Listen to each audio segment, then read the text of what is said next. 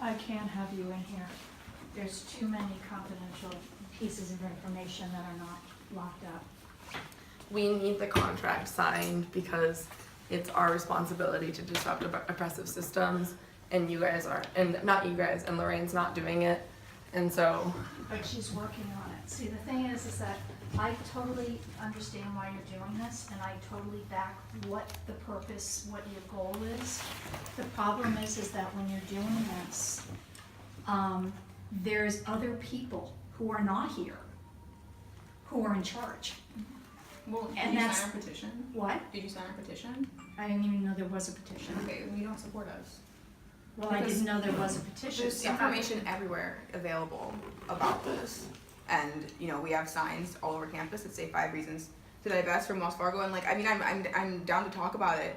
But, you know, and we're not going to go into there's confidential files in here. They're locked. I can see the locks No, on a lot them. of them aren't. That's the problem.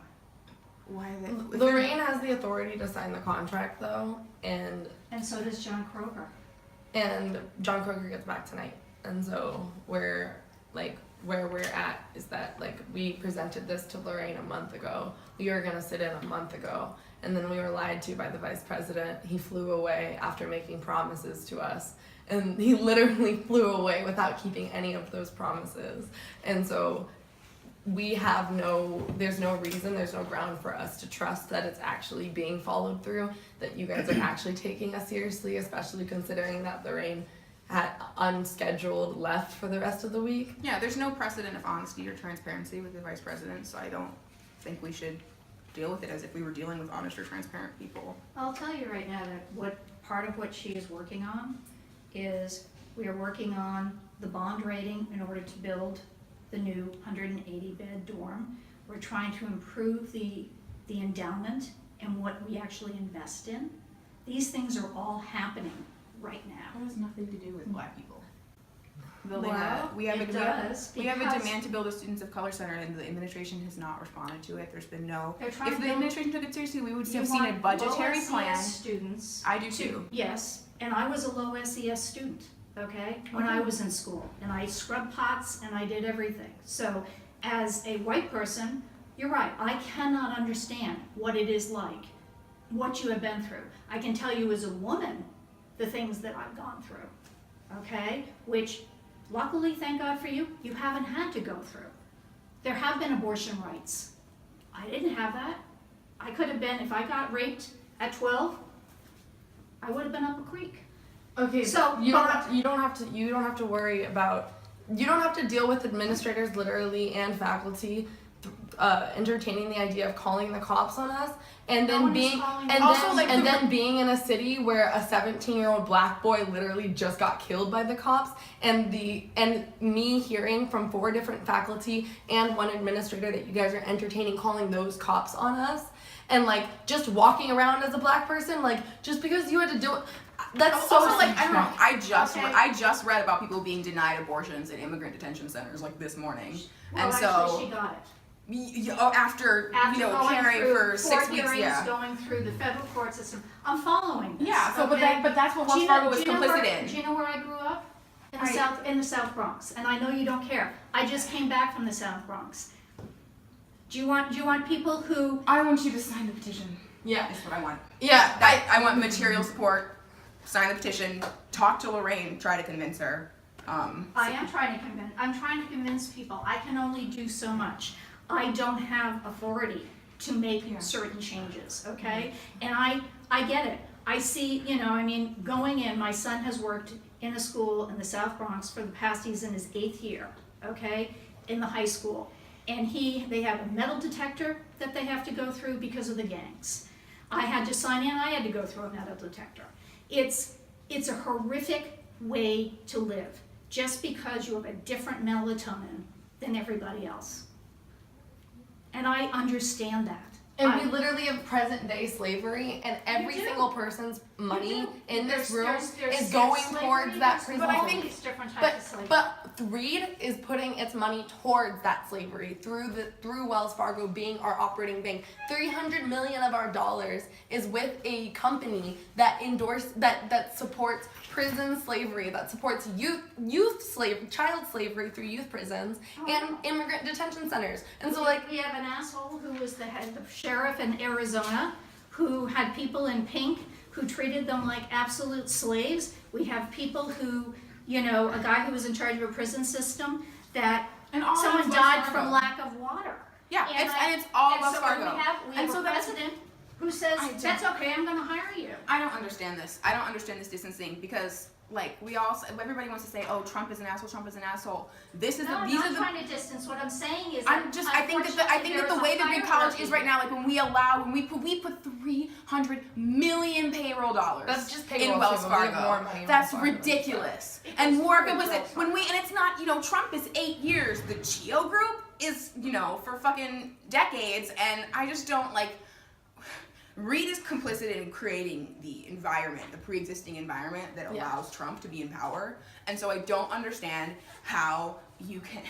I mean, we were the ones who didn't divest from apartheid, the same board of trustees that, like the same school, the same institution that we're dealing with right now is the institution that didn't divest from apartheid. And now we're here trying to get a contract signed that says that it'll be changed by May of 2018. That's a really long time. We said we're open to response contracts. And instead of being met with respect, instead of being met with this is an urgent matter, and it says in the investment responsibility policy that if a matter that it doesn't need to, you don't need to wait for a board meeting. You can just if it's urgent, it's urgent. The treasurer is allowed to take executive action in the event of a pressing moral or social matter, I think. And this is really a question of Lorraine does not feel that this is a pressing enough moral or social matter, and that's why we have to be here, because until this is a pressing moral matter to Lorraine, like it is to everyone else, like it is to all 800 other people. We can't, we don't want to talk about abortion access. I'm here because.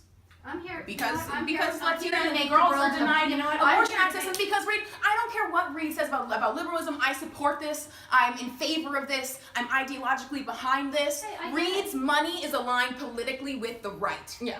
Period. Point blank. That's why we have to be here. Yeah.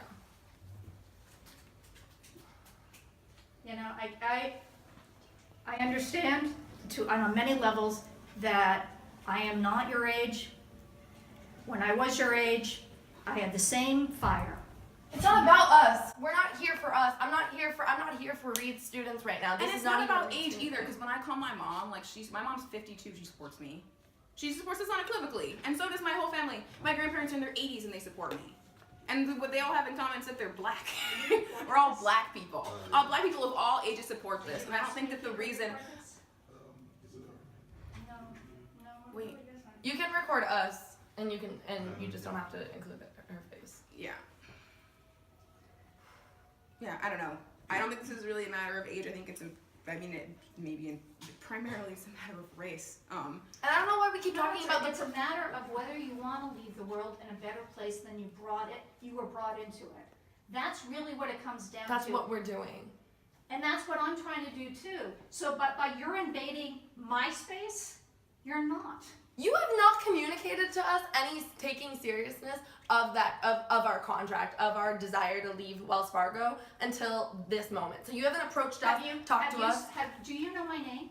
Yes, I know. No, I don't know your name. Exactly. I don't know your name. Exactly. I know your name.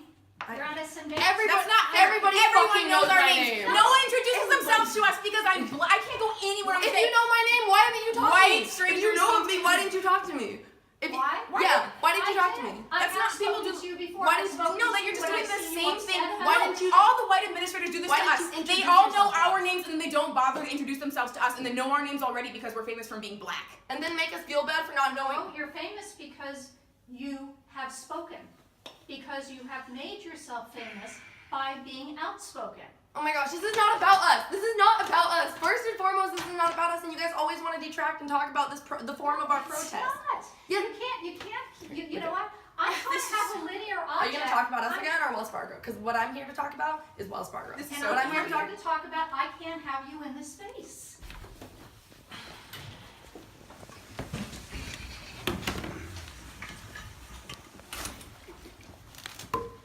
We are here because we are protecting, we are living by the anti-racism statement that was put into place last year that says we must disrupt oppressive systems.